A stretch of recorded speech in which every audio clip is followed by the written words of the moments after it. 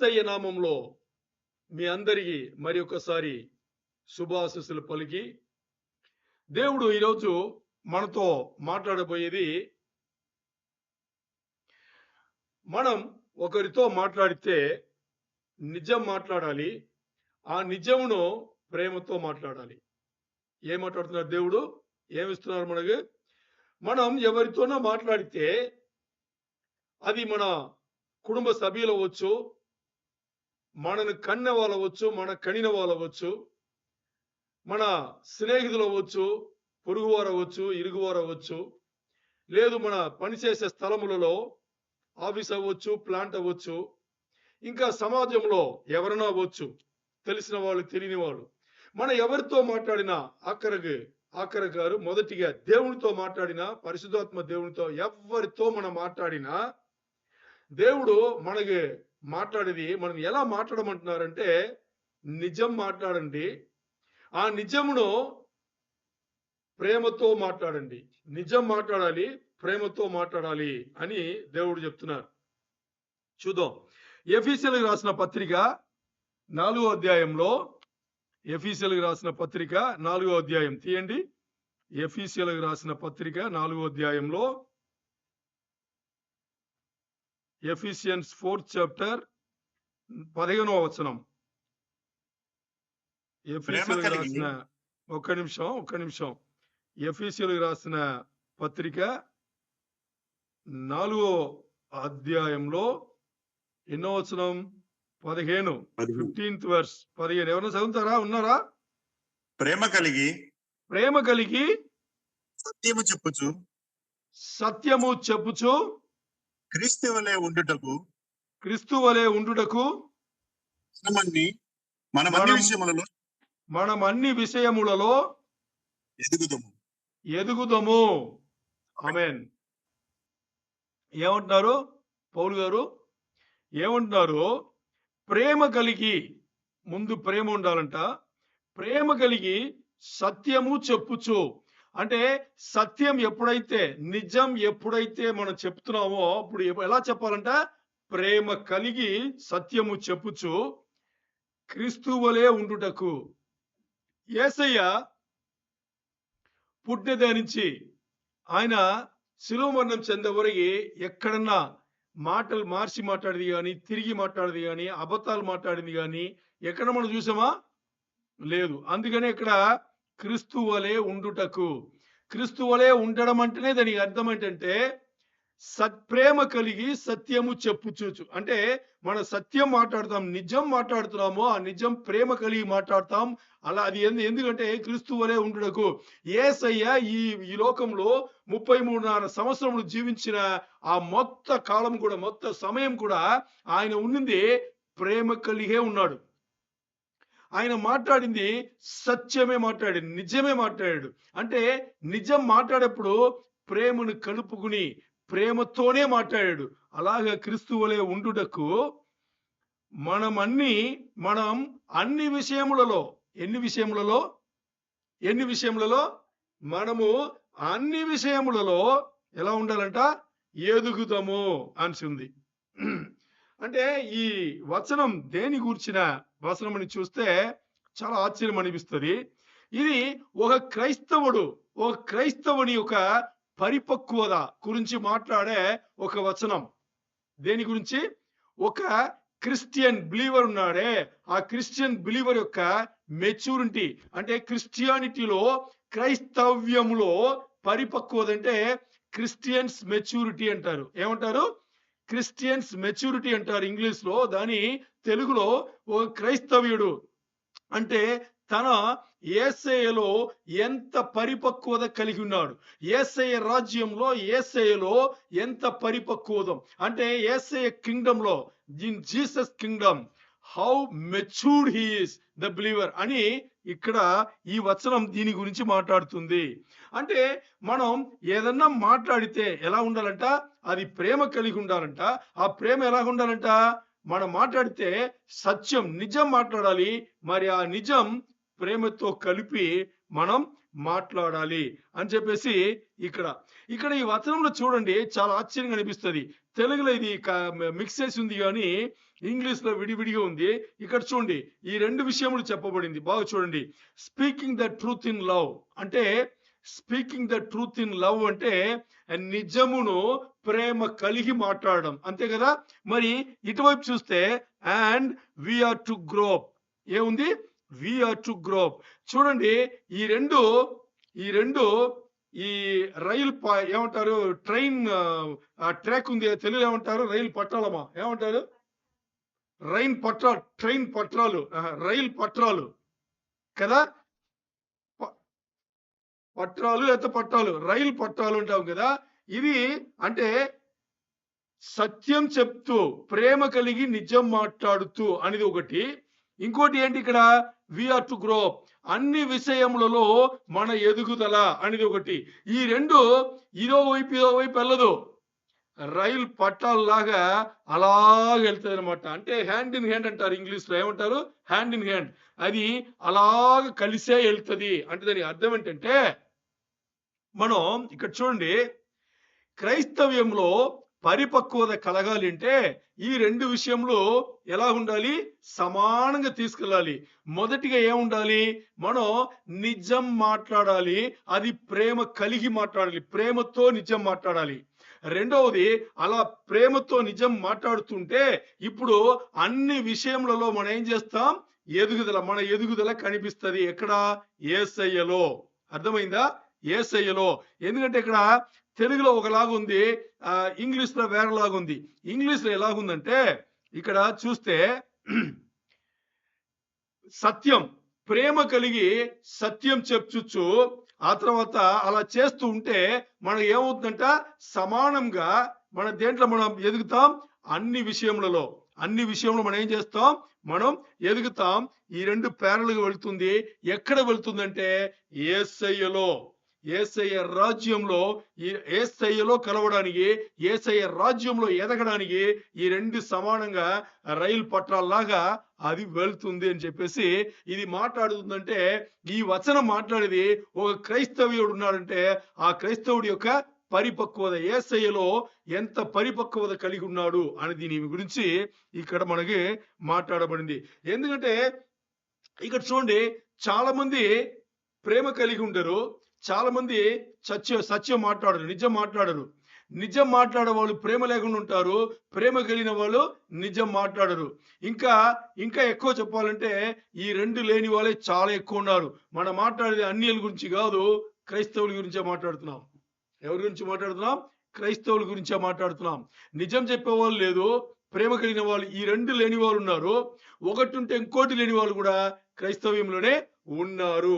అది ఉండకూడదు. ఎందుకంటే ఒక క్రైస్తవుడుగా చాలా గొప్ప పరిపక్వత అనేది ఏంటి అంటే, ప్రేమ కలిగి నిజం మాట్లాడడం. ఏంటి? ప్రేమ కలిగి నిజం మాట్లాడడం. అలాంటి పరిపక్వత లేదు అనేటప్పుడు అన్ని విషయములలో అంటే యేసయ్యను చేరుకోవడానికి అన్ని విషయములలో ఎదుగుదల కనిపించదు. అది ఈ వచనం మనకి మాట్లాడుతుంది. ఇక్కడ ఎవరు నిజం మాట్లాడతారు? ఎవరు నిజం మాట్లాడతారంటే, చాలా మంది నిజం మాట్లాడతారు ఈ లోకంలో. ఏంటి? ఈ లోకంలో చాలా మంది నిజం మాట్లాడతారు. ఎలాంటి నిజం మాట్లాడతారు తెలుసా? అంటే ఇప్పుడు మనం నిజం మాట్లాడితే వీళ్ళేమన్నా బాధపడతారో అని చెప్పేసి ఆ నిజంను ట్విస్ట్ చేసి అబద్ధ కింద మాట్లాడతారు. లేదు, ఇది మనం మాట్లాడితే వీళ్ళు మనకు దూరం అయిపోతారో అని భయాన ఏం చేస్తారు? నిజంను అలా మార్చి మాట్లాడతారు. ఇవన్నీ దేవునికి పని రాదు. నిజంగా నిజం ఎవరు మాట్లాడతారు అంటే, క్రైస్తవులు తప్పితే చిన్న పిల్లలు ఉన్నారే వాళ్ళు మాట్లాడతారు. చిన్న పిల్లలు ఉన్నారు కదా, వాళ్ళే మాట్లాడతారు. ఎందుకంటే వాళ్ళకి అబద్ధం ఎలా చెప్పాలో ఇంకా వాళ్ళు నేర్చుకోలేదు కాబట్టి వాళ్ళు నిజాలు మాట్లాడతారు. నేర్చుకున్న వాళ్ళందరూ కూడా ఏం చేస్తున్నారు? అబద్ధాలే మాట్లాడుతున్నారు. వాళ్ళకి నిజం కన్నా అబద్ధం ఇంకా చాలా సులభంగా వాళ్ళకి వస్తుంది. అందుకని ఇక్కడ మనకి పరిశుద్ధ గ్రంథం ఏం చెప్తుందంటే, పరిశుద్ధ గ్రంథం మాట్లాడేది ఒకటి. అది ఏం పరిశుద్ధ గ్రంథంలో చెప్పేది, అక్కడ నిజం మాట్లాడాలి, ప్రేమ కలిగి ఉండి, ప్రేమ కలిగి ప్రేమతోనే నిజం మాట్లాడాలి. అంటే దేవుడు ఇక్కడ ఏం చేస్తున్నారంటే, నిజం మాట్లాడమంటున్నారు. పరిశుద్ధ గ్రంథంలో నిజమే మాట్లాడమంటున్నారు. ఆ నిజం గూడా మన ఇష్టాన్ని మాట్లాడేందుకు పరిశుద్ధ గ్రంథం ఒప్పుకోవట్లా. అర్థం చేసుకోండి. మీరు అనొచ్చు, నేను నిజమే గదా మాట్లాడుతున్నాను అని మీరు అనొచ్చు. అది నిజమే. నేను లేదని చెప్పట్లేదు. మరి పరిశుద్ధ గ్రంథం యేసయ్య ఏం చెప్తున్నారంటే, మీరు నిజం మాట్లాడాలి. నేను చెప్పిన దారిలో మాట్లాడాలి అంటున్నారు యేసయ్య. ఆశ్చర్యంగా అనిపిస్తుంది కదూ! ఆలోచన చేయండి. మనం నిజమే మాట్లాడతాము. బట్ యేసయ్య ఏం చెప్తున్నారు? మీ దారిలో కాదు, నా దారిలో అంటున్నాడు ఆయన. అందుకే ఆ వచనం ఏం చెప్పింది? మీరు నిజం మాట్లాడాలి. ఆ నిజం ఎలాగుండాలి? ప్రేమ కలిగి ఉండాలి అంటున్నాడు ఆయన. అందరూ నిజం మాట్లాడతారు. మరి ఆ నిజం ఎలా ఉండాలంట? ప్రేమ కలిగి ఉండాలి. అది దేవుడిచ్చే దారి. అలా ఉంటేనే అన్ని విషయములలో ఎదుగుదల. ఎక్కడికి? యేసయ్యను చేరుకోవడంలా. యేసయ్య రాజ్యంలా ఒక మెట్టు ఎదగడం. అన్ని విషయంలో గూడా ఎదగాలి అంటే అక్కడ నిజం మాట్లాడాలి. ఆ నిజం ఎలా మాట్లాడాలి? దేవుడిచ్చిన రీతిలో ఎలా ఉండాలి ఆ నిజం? ఆ నిజం ఎలా ఉండాలి? ప్రేమ కలిగి ఉండాలి అని చెప్పేసి ఇక్కడ. ఇప్పుడు మనం చూస్తే దీని మేనర్ కేస్ అంటారు. ఇంగ్లీష్ ఏం చెప్తారంటే మేనర్ కేస్ అంటారు. మేనర్ కేస్ అంటే ఏమర్థం అంటే ఒకటి చెప్పాలి, మరి దాన్ని ఇలాగే చెప్పాలని చెప్తారు కదా! దాన్ని అలాగా. ఇప్పుడు యేసయ్య ఇక్కడ అలాగే చెప్పారు. మీరు నిజం చెప్పాలి. మరి ఎలా చెప్పాలి? నిజమే మాట్లాడాలి. ఎలా మాట్లాడాలి? ప్రేమ కలిగి నిజం మాట్లాడాలి అని చెప్పేసి ఇక్కడ చెప్పబడింది. మరి ఇక్కడ చూస్తే మీరు, నేను మన ఎవరైనా గాని ఇప్పుడు మన కుటుంబం కావచ్చు, లేకపోతే మన సంఘ సభ్యులు కావచ్చు, అందరూ మన విశ్వాసులే కదా! వీళ్ళ మధ్యలో మనం వచ్చేసి ఒక విషయం మనకి ఒప్పుకోలేదనేటప్పుడు దాన్ని లోపల పెట్టుకుని ఒప్పుకున్నట్టుగా లేకపోతే సైలెంట్‌గా వెళ్ళకూడదు. ఎలా వెళ్ళకూడదు? ఇద్దరు సంఘ సభ్యులున్నారు. ఇద్దరు సహోదరులున్నారు. లేకపోతే ఇద్దరు సహోదరులున్నారు అనుకుందాం. ఇప్పుడు ఒక సహోదరుడు ఇంకో సహోదరుడితో మాట్లాడేప్పుడు ఒక విషయం కాదు, సరికాదు అని అనిపించింది. పరిశుద్ధ గ్రంథం యేసయ్య చెప్పినట్టుగా ఈ ఒక్క సహోదరుడికి నిజం తెలిసింది. ఆ నిజంను ఏం చేయకూడదు? మరి చెప్తే ఏమనుకుంటారో అనేసి చెప్పకుండా వెళ్ళకూడదు. చెప్పాలి. అది ఇక్కడ ఇంపార్టెంట్. అది ఎలా చెప్పాలంటే ప్రేమను కలుపుకొని చెప్పాలి. ప్రేమతో చెప్పాలి. అది యేసయ్య మనకు చెప్పేది. ఎనీవే ఈ ప్రేమతో చెప్పడం అంటే ఏంటి? ప్రేమతో చెప్పడం అంటే ఏంటి అని చూస్తే ఇక్కడ తీయండి. మొదటి కొరింథీయులకు రాసిన పత్రిక 13వ అధ్యాయం. మొదటి కొరింథీయులకు రాసిన పత్రిక 13వ అధ్యాయంలో మొదటి కొరింథీయులకు రాసిన పత్రిక 13వ అధ్యాయం తీయండి. మొదటి కొరింథీ 13. మీకు ఇది అందరికీ తెలిసి ఉండొచ్చు. 4-7 వచనములు. మొదటి కొరింథీ 13 4-7 వచనములు చదవండి. మొదటి కొరింథీ ఒక్క నిమిషం. మొదటి కొరింథీ 13వ అధ్యాయం 4వ వచనం చదవండి.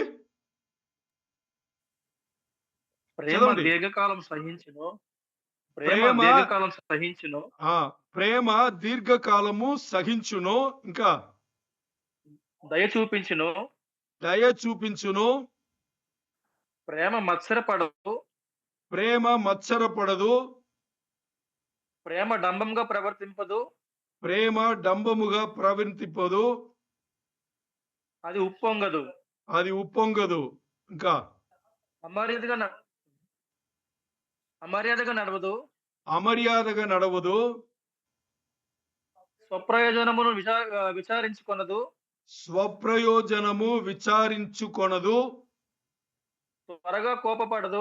త్వరగా కోపపడదు. అపకారమును మనసులో ఉంచుకొనదు. దుర్నీతి విషయమై సంతోషపడక సత్యమునందు సంతోషించును. ఇంకా అన్నిటికి తాలుకొనును. అన్నిటిని నమ్మును. అన్నిటిని నిరీక్షించును. అన్నిటిని ఓర్చును. అన్నిటిని ఓర్చును. ఆమేన్. ఆమేన్. అర్థమైందా ప్రేమ అంటే ఏంటో? అంటే దేవుని బిడ్డలు, యేసయ్య బిడ్డలు సత్యమే మాట్లాడతారు. నిజమే మాట్లాడతారు. అది ఎలా మాట్లాడతారు? ప్రేమ కలిగి నిజం మాట్లాడతారు. ఎందుకంటే నిజం ఆడే వాళ్ళందరూ ప్రేమ కలిగి ఉండకపోవచ్చు. మరి నిజం మాట్లాడాలంటే అక్కడ దేవుని నిబంధన ఏంటి? అది ప్రేమ కలిగి ఆ నిజం వెళ్ళాలని. మరి ఆ ప్రేమ ఎలాగుండాలి? నిజం మాట్లాడతాం. చాలా మంది చూడండి, నిజం మాట్లాడేటప్పుడు ఎలా మాట్లాడతారు తెలుసా? తన నిజమే మాట్లాడుతున్నారనేసి భయంకరంగా అలా రేకి రేకి పైకి లేచి మాట్లాడతారనమాట. ఎందుకంటే నేను నిజం మాట్లాడుతున్నాను. నేను ఎవరిని భయపడను. అలా మాట్లాడతారు. దేవుడు అలా చెప్పలా. క్రైస్తవ బిడ్డలకు ఇప్పుడు మన లోకస్తులు కాదు కదా! క్రైస్తవ బిడ్డలు. క్రైస్తవ బిడ్డలకు యేసయ్య పెట్టింది ఏం చేస్తున్నారు? మీకు ప్రేమ ఉన్నా గాని, ఆ ప్రేమ ఎలాగుండాలి? చాలా మందికి ప్రేమ అంటేనే ఒక్కటే ఒకటి తెలుసు వాళ్ళకి. ప్రేమ అన్న పదం వినగానే వాళ్ళకి గుర్తొచ్చేది యవ్వన వయసులో ఒక అమ్మాయి, ఒక అబ్బాయి, ఒక అబ్బాయి, ఒక అమ్మాయి ఇలా వాళ్ళు ప్రేమించే తప్పితే ఇంకా ప్రేమ అంటే ఏమనేది తెలీదు వాళ్ళకి. ఇలాగే పెరిగొచ్చిన మనం పెద్దవాళ్ళైన తర్వాత కూడా ప్రేమ అనగానే అది మనకు ఎలా అయిపోయిందంటే ఒక చేదు పదంలాగా, అంటే అది వింటేనే మనకు ఒక చేదుగా అలాంటి పదంలాగా మనకు అయిపోయింది. ప్రేమ అంటే అది కాదు. దేవుడు ఇక్కడ మనకి అపోస్తలుడైన పౌలు గారి ద్వారా ఏమిస్తున్నారంటే ఇక్కడ చూడండి. ప్రేమ అనేది ముందు ఇంగ్లీష్‌లో చెప్పింది ప్రేమ అనేది ముందు లవ్ ఈజ్ పేషెన్స్ అని చెప్పింది. ప్రేమ అనేది ముందు ఏంటంట? అది ప్రేమ దీర్ఘకాలము సహించును అని చెప్పేసింది. అంటే మన ఎవరితోనూ నిజం దీన్ని చూడండి. మనం ఎవరితోనూ నిజం మాట్లాడితే అది ఎలా మాట్లాడాలంట? ఏం మాట్లాడినా దానికి సంబంధించింది దీర్ఘకాలం సహించేట్టుగా, అంటే పెర్మనెంట్‌గా మనకి పేషెన్స్‌తో వాళ్ళతో మనం ఉండేట్టుగా ఆ ప్రేమను మనం అక్కడ కనబరచాలి. తర్వాత దయ చూపును. ఇంగ్లీష్‌లో ఏముంది? లవ్ ఈజ్ కైండ్ అనేసి ఉంది. ప్రేమ అనేది దయ చూపును. ఎవరితో మనం మాట్లాడుతున్నామో ఆ దయ కలిగి, యేసయ్య ఎవరితో మాట్లాడినా దయ లేకుండా మాట్లాడారు ఆయన. ఆయన ఆ ప్రేమను కలిపే మాట్లాడారు. మూడవది ఏముంది? మూడవది వచ్చేసి దయ చూపును. ఆ తర్వాత ప్రేమ మత్సరపడదు. ఇప్పుడు మనం ఇద్దరు సహోదరులు మాట్లాడుతున్నాం. అది మన ఇంట్లో అవ్వచ్చు, బయటలో అవ్వచ్చు, సంఘంలో అవ్వచ్చు, ఎక్కడన్నా అవ్వచ్చు. మత్సరపడదు. మత్సరం అంటే ఇంగ్లీష్ ఏం చెప్తారు? ఎన్వి అనే పదం వాడబడింది. మత్సరపడదు. ఎన్వి అంటే మనం జెలస్ అంటాం కదా! అలాగనమాట. అంటే ఈ ఈ సహోదరుడేంటి ఇలా ఉన్నాడు, ఈ సహోదరుడేంటి ఇలా చేస్తున్నాడు, ఈ సహోదరుడికి ఏ ఇంపార్టెన్స్ ఇస్తున్నాడు, అలాంటి ఏమి ఉండదు. ఇచ్చినా గాని ప్రేమ కలిగే అక్కడ చూస్తాం. దాని తర్వాత ఏముంది? మత్సరపడిన తర్వాత ప్రేమ డంబముగా ప్రవర్తింపదు. ప్రేమ డంబముగా అంటే ఇంగ్లీష్‌లో బోస్టింగ్ అంటాం కదా! అది ఉండదు. ప్రేమలో అది లేనే లేదు. దాని తర్వాత ఏముంది? ప్రేమ డంబముగా ప్రవర్తింపదు. అది ఉప్పొంగదు అనేసింది. ఉప్పొంగదంటే గర్వించడం. ప్రౌడ్‌నెస్ అన్నమాట. ఆ ప్రౌడ్‌నెస్ ఉండదు. అది. దాని తర్వాత ఏముంది? ఇక్కడ తర్వాత అవమర్యాదగా నడవదు. అంటే ఇంకోరిని మర్యాద లేకుండా డిస్‌రెస్పెక్ట్‌ఫుల్ అంటాం కదా! అలాగ మర్యాద లేకుండా అవమర్యాదగా నడవదు. జనమును విచారించుకొనదు. అంటే తన కోసం, తన లాభం కోసం అక్కడ వాళ్ళు ఆ ప్రేమను వాడుకోరు. అది చాలా చాలా ఇంపార్టెంట్. ప్రేమ అనేది మనం ఎవరైనా ఇస్తున్నామంటే ఏమి ఎదురు చూడకుండా ఇచ్చేదే దాన్ని ప్రేమ అంటాము. తర్వాత త్వరగా కోపపడదు. ఏం చేయదంట? ప్రేమ కలిగి ఉంటే అక్కడ కోపమే ఉండదు. అంటే it is not easily angered. అంటే కోపం వస్తది గానీ టక్కుమని కోపపడరు అని చెప్తున్నారు. త్వరగా కోపపడదు అని చెప్పేసి. దాని తర్వాత అపకారమును మనసులో ఉంచుకొనదు. అపకారమును అంటే ఒక సహోదరుడు లేకపోతే సహోదరితో అపకారం ఉండదు. ఉపకారం తప్పితే అపకారం అక్కడ ఉండదు. అంటే హాని చేయాలని అని ఇద్దరు ప్రేమ ఉందంటే అక్కడ అపకారం ఎప్పుడు ఉండనే ఉండదు. అంటే it keeps no record of wrongs. అంటే అపకారం ఉండదంటే దీని ముందు ఏదో ఒకటి చేసింది దాన్ని గుర్తుపెట్టుకుని ఎప్పుడు కూడా వాళ్ళు ప్రవర్తన చెయ్యరు. ఇది ఎవరు చేస్తారు ఈ పని? అంటే ఏదో ఒకటి జరిగిన వెంటనే దాన్ని గుర్తుపెట్టుకుని అంటే ఇంకా సంవత్సరాలు గుర్తుపెట్టుకుని చేస్తూనే ఉంటారు దాన్ని. ఎవరు చేస్తారు ఇది చెప్పండి? మెయిన్ ఎవరు చేస్తారు దాన్ని?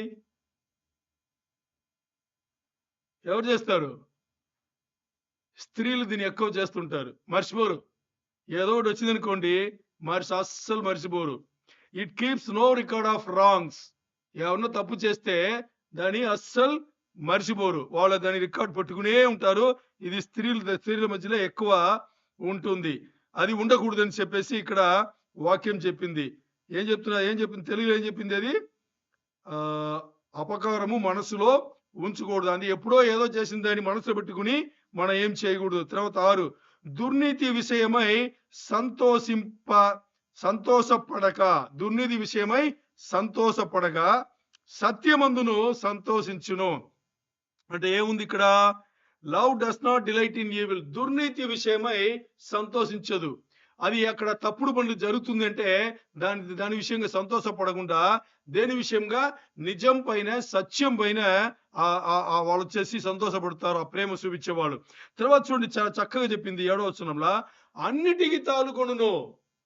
అన్నిటికంటే మనం ఒకరి ఎడల ప్రేమ చూపిస్తున్నాము అంటే యేసయ్య ప్రేమ. ఇది ఈ మొత్తం వచనంలో మాట్లాడేది అగాపే ప్రేమ. ఏ ప్రేమది? అగాపే ప్రేమ. యేసయ్య మనకు చూపించింది అగాపే ప్రేమ. ఇప్పుడు ఈ 1 కొరింథీయులకు 13వ అధ్యాయంలో 4, 5, 6, 7 ఈ 4 వచనములలో మాట్లాడింది అగాపే ప్రేమ. ఆ ప్రేమ అన్నిటినీ తాలుకొనును. అన్ని విషయములను సహించుకుని ఓర్పుతో ఉండేది. అన్నిటినీ తాలుకొనును, అన్నిటినీ నమ్మును. అంటే ఒక సహోదరుడు ఇంకో సహోదరుడు దగ్గర అబద్ధాలు చెప్పినా నమ్ముతారంట. నిజమైన ప్రేమ ఉండే చోట్ల అబద్ధాలు చెప్పినా నమ్ముతారంట. అది నిజమైన ప్రేమ. అన్నిటినీ నమ్మును, అన్నిటినీ నిరీక్షించును. అంటే ఆల్వేస్ హోప్స్.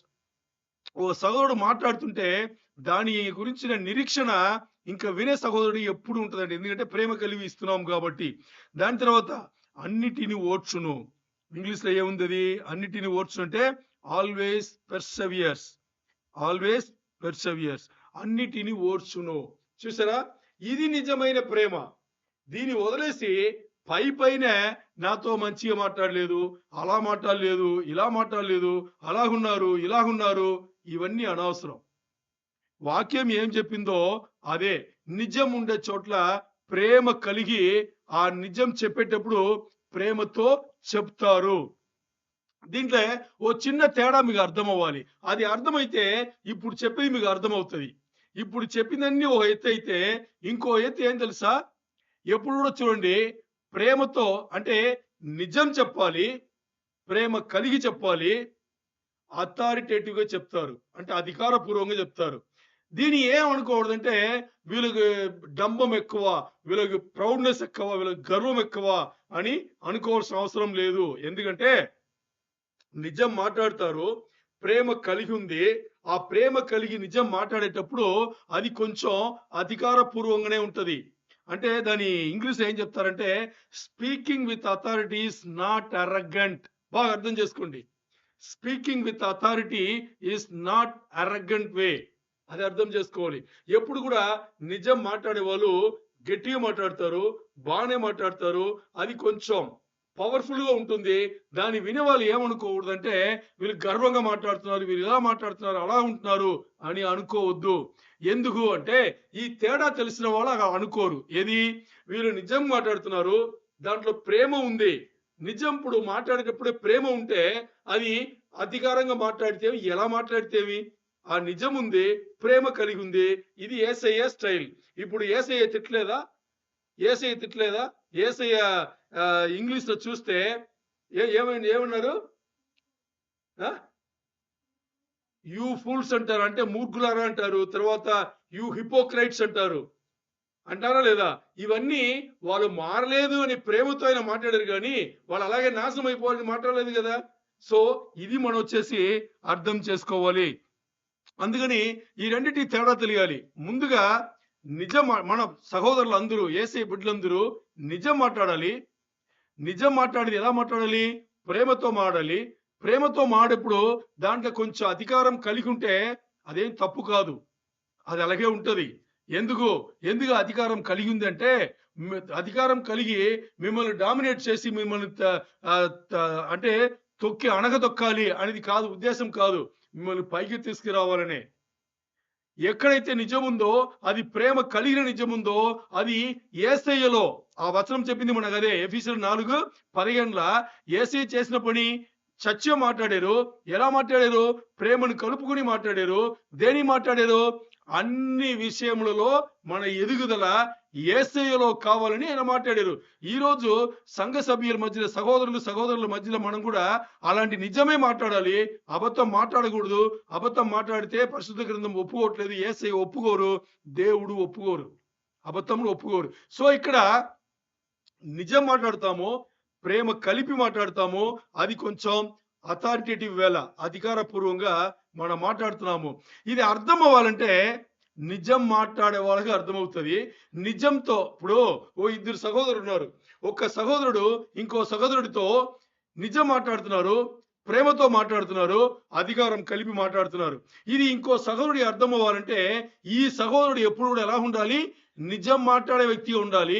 ఆ నిజం మాట్లాడే వ్యక్తి ప్రేమ కలిపి మాట్లాడే వ్యక్తి ఉండాలి.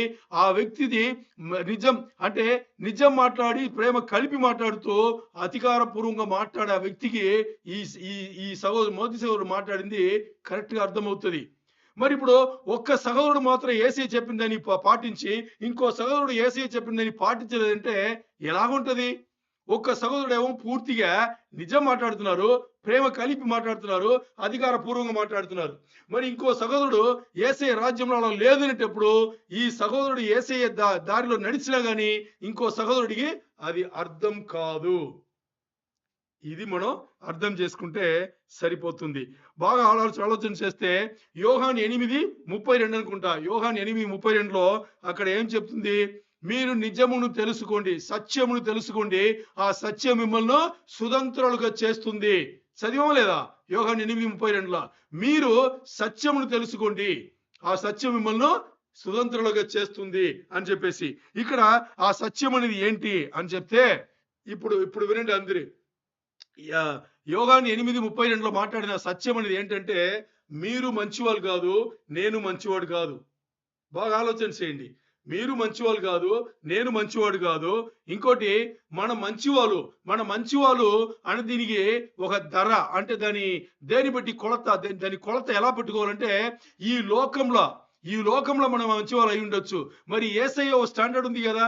యేసయ్య రాజ్యంలో యేసయ్యలో ఒక స్టాండర్డ్ ఉంది కదా. ఆ కొలతలో యేసయ్య కొలతలో మనం మంచివాళ్ళ ఆలోచన చేయండి. ఈరోజు యేసయ్యని ఎరిగున్నాం, యేసయ్య సొంత దేవుడున్నాం, మారుమనసు పొందాం, బాప్టిజం పొందాం, యేసయ్య రాజ్యం ఉన్నాం, ప్రార్థన చేస్తున్నాం, ఉపవాసం ఉంటున్నాం, ఇంకా వాక్యం చదువుతున్నాం, ఉపదేశం వింటున్నాం, బల్లల పాల్పొంపులు పొందుతున్నాం, ఇవన్నీ చేసి పాటలు పాడేస్తున్నాం. ఇవన్నీ చేసి ఇంకా మనకి చెడు ఆలోచనలు లేదా? ఇంకా మన అబద్ధాలు చెప్పట్లేదా? ఏ వాతావరణంలో ఎలా మన కలిసి మెలిసి ఎలా బతికాలనేసి ఇంకా బతకలేదా? యేసయ్య చెప్పిన దానిలో బతుకుతున్నామా? అది మనం ఈ లోకంకు మనం ఏముండొచ్చు, ఈ లోకం ఒక కొలత పెట్టుకుని మంచివాళ్ళంటే దాంట్లో మంచివాళ్ళు అయి ఉండొచ్చు ఏమో. మరి యేసయ్య రాజ్యంలో కొలత ఉంది, ఆ కొలతగా మనం మంచివాళ్ళు అయ్యమా? లేదు. అందుకనే మనకి ఇంకా యేసయ్య కావాలి. ఎవరు కావాలి? ఇంకా యేసయ్య కావాలి. విశ్వాసం వచ్చాము, మారుమనసు పొందాము, బాప్టిజం తీసుకున్నాము, సంఘంలో జరిగే అన్ని దీంట్లో మనం పాల్పొంపులు పొందుతున్నాం. మరి ఇంకా మన యేసయ్య అవసరం కాదంటే అవసరమే.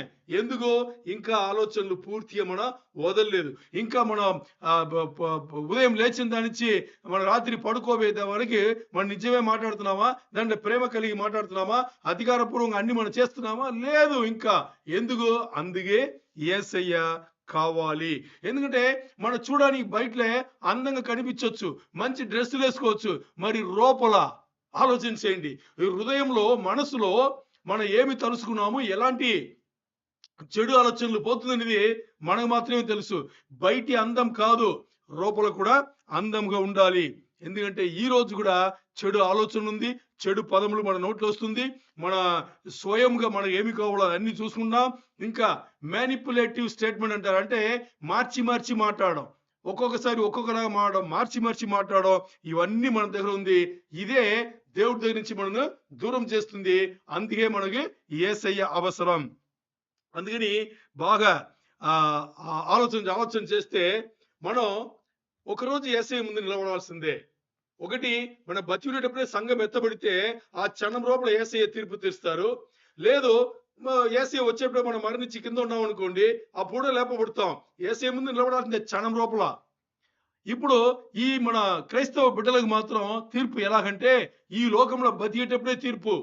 ఇప్పుడు యేసయ్య ముందు మనం నిలబడుతున్నాం. మిగతా అన్యులకు అందరికీ అలా కాదు. వాళ్ళకి ఎప్పుడో తీర్పు ఉంటది. మరి సంఘంలో ఉండే యేసయ్య బిడ్డలకు, సంఘ సభ్యులకు అంతమందికి కూడా తీర్పు ఎక్కడ జరుగుతుంది? ఇప్పుడు జరుగుతుంది. ఎప్పుడైతే యేసయ్యను మన సొంత దేవుడు రక్షణ నుంచి ఒప్పుకున్నామో ఆ క్షణం మొదలైంది. ఇప్పుడు మనకి తీర్పు జరుగుతుంది. ఇప్పుడు మన యేసయ్య ముందు రోజు మన యేసయ్య ముందు చూపిస్తున్నాం. నేను ఇది ఉదయం లేచిన దానించి నెక్స్ట్ డే ఉదయం లేచే వరకు 24 గంటలు యేసయ్య ముందే మనం జీవిస్తున్నాం. యేసయ్య చూస్తూనే ఉన్నాడు మన జీవితంలో. ఇదే మనకి తీర్పు. మన జీవితం ఈ రోజు ఎలా జీవిస్తున్నామో ఇదే మనకి తీర్పు. ఈ జీవితంలో మార్పులు తీసుకొచ్చి యేసయ్యను పోలిన జీవితం జీవిస్తే అప్పుడు యేసయ్య వచ్చేటప్పుడు మనం ఆ పరిపక్వతకు వస్తామో ఏమో తెలియదు మనకి. అందుకని తీర్పు ఎప్పుడో వస్తుంది. దాంట్లో కూడా మనం సరి చేసుకుంటాం. అది కాదు, రోజు రోజుకి గడియ క్షణం మనకి తీర్పే. మన జీవితమే ఇప్పుడు మనం ఏం చేస్తున్నాం? యేసయ్యకు చూపిస్తున్నాం. ఏమని చూపిస్తున్నాం? యేసయ్య ఇదిగో నా జీవితం. ఏది? అబద్ధాలు చెప్పేటప్పుడు, పెద్దవాళ్ళని మర్యాద లేకుండా మాట్లాడేటప్పుడు ఇవన్నీ ఆలోచన చేయండి. ఏదైతే దేవునికి అసహ్యమో, ఏదైతే దేవునికి వ్యతిరేకమో, ఏదైతే దేవునికి నచ్చదో అలాంటి పనులు ఈ రోజు చేస్తే మనం ఏమి చూపిస్తున్నాం అంటే, అది పిల్లలు అవ్వచ్చు, పెద్దవాళ్ళు అవ్వచ్చు, మనం ఏమి చూపిస్తున్నాం? యేసయ్య నా జీవితం ఈ రోజు ఇదే అని చూపిస్తున్నాము. ఎందుకంటే యేసయ్య బిడ్డలకు తీర్పు ఇప్పుడు జరుగుతుంది. ఎలా జీవించాలో ఆలోచన చేయండి. గట్టి ఒకసారి ఆలోచన చేయండి. ఎందుకంటే మనం అనుకుంటాం, నేను మారు మనసు పొందాను, యేసయ్యను లోపల తీసుకున్నాను, పరిశుద్ధాత్మ దేవుడు నాలో నివాసం చేస్తున్నారు అని అనుకుని బతుకుతాం. కాబట్టి బతుకుతున్నాం మనం. మరి ఒకరోజు యేసయ్య తీర్పు అని వచ్చేటప్పుడు, అంతే ఎత్తబడే సమయం వచ్చేటప్పుడు అక్కడ యేసయ్య మనలో లేదనుకోండి, అంటే యేసయ్య మనలో లేదంటే యేసయ్య ఏదైతే ఎదురు చూస్తున్నారో అలాంటి జీవితం మనలో లేదనుకోండి, యేసయ్య మనలో లేదు, పరిశుద్ధాత్మ దేవుడు మనలో లేదు అన్నమాట. ఉన్నట్టుగా మన కల్పనలో, అంటే మన భావంలో ఏమై ఉన్నట్టుగా అని అనుకుని మనం బతికేసినాం. ఒకరోజు యేసయ్య వదిలిపెట్టి వెళ్ళేటప్పుడు అప్పుడు దేవుని రాజ్యం నుంచి నిరంతరంగా దూరమైపోతాం. ఇప్పుడు ఈ ఉపదేశంలో నేను మాట్లాడింది నిజం. ఈ ఉపదేశంలో నేను మాట్లాడింది ప్రేమ కలిగి, ఈ ఉపదేశంలో నేను మాట్లాడింది నిజంతో ప్రేమ కలిగి అధికారంతో మాట్లాడా. ఎందుకంటే ఇలా మాట్లాడితే గాని కొన్ని ఆత్మలు యేసయ్య రాజ్యంకు చేరలేరు. ఇదే యేసయ్య చేసిన పని. ఈ పని మనం కూడా ఏం చేయాలి? లోకంకు చేయాలి. ఆ లోకంకు ఈ పని మనం చేయాలంటే యేసయ్యలాగా ఉండాలి. యేసయ్య జీవించిన ఆ జీవితం జీవిస్తే మన లోకముగా పని చేయొచ్చు. మరి యేసయ్య జీవించిన ఆ జీవితం మనం జీవించలేదనేటప్పుడు లోకముకు మన బతికేదే చాలా పెద్ద విషయంగా కష్టంగా ఉంటే మన వెళ్ళి లోకముకు ఏం చెప్తాం? ఆలోచన చేయండి. సీరియస్గా ఈరోజు ఆలోచన చేయండి. మనం ఇంక ఇతరులకు వెళ్ళి చెప్పే ఆ స్థాయిలో మనం ఉంటున్నామా లేదా? మనకి నిజమైన క్రైస్తవ్య ఆ నిజం మనం మాట్లాడుతున్నామా లేదా? క్రీస్తులో నిజం మాట్లాడుతున్నామా లేదా? మా నిజం మాట్లాడేటప్పుడు మనం యేసయ్య ప్రేమను కలిపి, అగాపే ప్రేమను కలిపి మాట్లాడుతున్నామా? మాట్లాడేది దృఢంగా, స్థిరంగా, చక్కగా, గట్టిగా చెప్తున్నామా లేదా అనేది బాగా ఆలోచన చేస్తే అప్పుడు మనకు అర్థమవుతుంది మనం లోపల యేసయ్యను తీసుకున్నామా లేదా, పరిశుద్ధాత్మ దేవుడు లోపల నివాసం చేస్తున్నారా లేదా అనేది అప్పుడు మనకు అర్థమవుతుంది. అప్పుడు మనం ఏ స్థాయిలో ఉన్నామని అర్థమవుతుంది. ఇంకా ఎంత దూరంగా మన దేవునికి దూరంగా ఎంత ఉన్నామని మనకి అర్థమవుతుంది. అప్పుడు ఎంత పరిగెట్టాలో మనకి నిజంగా అర్థమవుతుంది. దేవునికే మహిమ కలుగును గాక.